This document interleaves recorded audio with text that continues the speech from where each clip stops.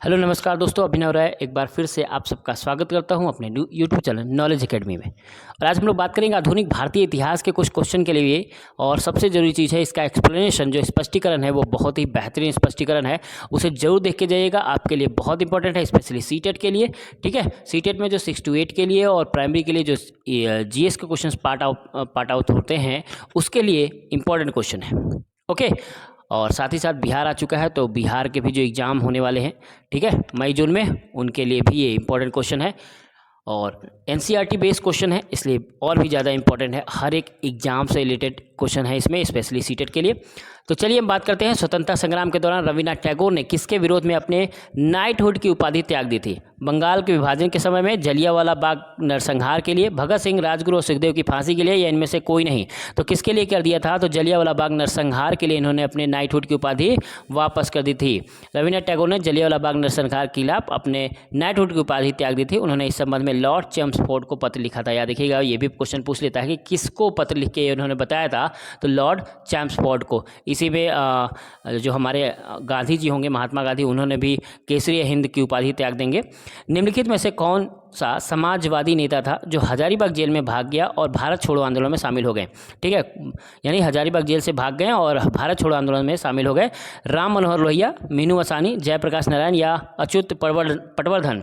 ठीक है, तो कौन थे समाजवादी नेता जो हजारीबाग जेल यानी झारखंड से भाग गए थे और भारत छोड़ो आंदोलन में शामिल हो गए थे? वो थे जयप्रकाश नारायण।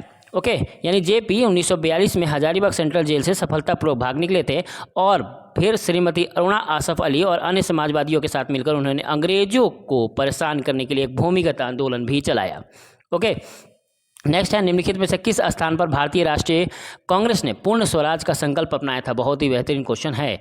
ठीक है, कौन सा जगह था? कलकत्ता, लाहौर, दिल्ली या कराची? वो जगह था लाहौर। ओके, यानी 1929 में लाहौर अधिवेशन में कांग्रेस के पूर्ण स्वराज प्रस्ताव पारित किया। यह वही सत्र था जिसमें जवाहरलाल नेहरू को कांग्रेस का अध्यक्ष चुना गया था। कांग्रेस ने दिसंबर 1929 में पूर्ण स्वराज प्रस्ताव पारित किया। इसके एक महीने बाद 26 जनवरी 1930 को भारतीय स्वतंत्रता की शपथ ली गई थी, जिसे स्वतंत्रता की घोषणा के रूप में जाना जाता है। आपको यह ध्यान देना चाहिए कि जहां पूर्ण स्वराज संकल्प का मसौदा जवाहरलाल नेहरू द्वारा तैयार किया गया था, वही स्वतंत्रता की घोषणा प्रतिज्ञा का मसौदा 1930 में महात्मा गांधी द्वारा तैयार किया गया था।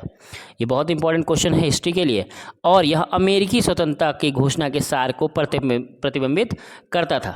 इस प्रतिज्ञा के बाद 26 जनवरी 1930 को भारतीय राष्ट्रीय कांग्रेस द्वारा स्वतंत्रता दिवस घोषित किया गया। ओके, याद रहेगा। चलिए नेक्स्ट, बासुमती सबसे पुरानी बंगाल दैनिक पत्र डैश द्वारा संपादित किया गया था? किसके द्वारा बासुमती संपादित किया जाता था? आनंद मोहन बोस द्वारा, सूर्य सेन द्वारा, बरिंदर कुमार घोष द्वारा या बीडी सावरकर द्वारा? तो बरिंदर कुमार घोष द्वारा। याद देखिएगा, बरिंदर कुमार घोष का जन्म 5 जनवरी 1880 में लंदन के पास नॉरवुड में हुआ था। वह अरबिंदो घोष के छोटे भाई थे। 1906 में क्रांतिकारी विचारों को फैलाने और स्वदेशी आंदोलन को उत्साह प्रदान करने के लिए उन्होंने एक बंगाली साप्ताहिक द जुगांतर शुरू किया था। याद रखिएगा, इस तरह के क्वेश्चन बहुत बार पूछते हैं, इसीलिए मैंने स्पष्टीकरण में सब कुछ डाल दिया है। इंपॉर्टेंट है, पूरा का पूरा देखना है और भी लोगों को शेयर करना है साथ ही साथ। तो जुगांतर नामक पत्रिका शुरू किया था। 1907 में उन्होंने हथियारों और गोला बारूद के संग्रह और विस्फोटकों के निर्माण के लिए बाघा जतिन और कुछ युवा क्रांतिकारी कार्यकर्ताओं के साथ मनिकतला समूह की शुरुआत की। उन्हें अलीपुर बम केस के नाम से भी जाने जाने वाले मुकदमे के मौत से सज़ा सुनाई गई। बाद में सज़ा को आजीवन कारावास में बदल दिया गया और 1909 में अंडमान के सेलुलर जेल भेज दिया गया। 1920 में वीरेंद्र कुमार घोष को रिहा कर दिया गया। 1933 में वीरेंद्र कुमार घोष ने अंग्रेजी साप्ताहिक the Dawn of India launch किया। वह द स्टेटमेंट अखबार से भी जुड़े रहे हैं और स्तंभकार के रूप में उपाधि अर्जित की। 1950 में वह बंगाली दैनिक बासुमती के संपादक बने। याद रहेगा, यानी इतने सारे काम किए, इतने सारी चीज़ उनके साथ इतिहास से जुड़ा हुआ है, तो ये भी जानने वाली चीज़ है। ओके, नेक्स्ट, बंगाल में मुस्लिम पुनर्जागरण का जनक किसे माना जाता है? ये सब बिहार में आया हुआ क्वेश्चन है। अब्दुल लतीफ़, मिर्ज़ा गुलाम मोहम्मद, मोहम्मद कासिम या रशीद मोहम्मद गंगोही? ठीक, तो किसने? अब्दुल लतीफ़ को। नवाब अब्दुल लतीफ़ 1828 से 1893 तक 19वीं सदी के मध्य के बंगाल के प्रमुख व्यक्तित्व और मुस्लिम आधुनिकीकरण के अग्रदूत और मुस्लिम पुनर्जागरण के वस्तुकार थे। उन महापुरुषों में से एक थे जो निराश अपमानित लोगों के उद्धारकर्ता के रूप में सामने आए। औपनिवेशिक शासन के तहत निराश और असंगठित साथी देशवासियों के मुख्य योगदान शिक्षा के क्षेत्र में था। वह यह समझने वाले पहले लोगों में से थे कि युवा बंगाली मुसलमानों को आधुनिक शिक्षा प्राप्त करना चाहिए। उन्हें समझ में आ गया था कि आधुनिक शिक्षा के प्रति अपने पूर्वाग्रहों के कारण बंगाल के मुसलमान हर चीज़ में पिछड़ गए हैं। उन्होंने अपना पूरा जीवन उनके मन से इस आत्म विनाशकारी पूर्वाग्रह को दूर करने में समर्पित कर दिया। ओके, नेक्स्ट है भारतीय स्वतंत्रता अधिनियम 1947 को किस तारीख को शाही स्वीकृति मिली? 15 जुलाई 1947, 18 जुलाई 1947, 18 मार्च 1947 या 18 अप्रैल 1947। यानी भारतीय स्वतंत्रता अधिनियम 1947 को कब स्वीकृति मिली? ठीक है, तो 18 जुलाई 1947 को। यानी भारतीय स्वतंत्रता अधिनियम माउंटबेटन योजना 3 जून योजना पर आधारित था। इसे 5 जुलाई 1947 को ब्रिटिश सांसद द्वारा पारित किया गया और 18 जुलाई 1947 को शाही स्वीकृति प्राप्त हुई। यह 15 अगस्त 1947 में अस्तित्व आया। ओके, नेक्स्ट है भारत की संविधान सभा की पहली बैठक किस तारीख को हुई थी? आसान सा क्वेश्चन है, ये था 9 दिसंबर 1946 को। आसान सा क्वेश्चन, आने वाला क्वेश्चन है ये सब। अविभाजित भारतीयों के लिए संविधान सभा की पहली बैठक 9 दिसंबर 1946 को हुई थी। उसके बाद विभाजन हुआ मुस्लिम लीग के साथ। मुस्लिम लीग के हट जाने के बाद से फिर से दूसरा और तीसरा बैठक होगा।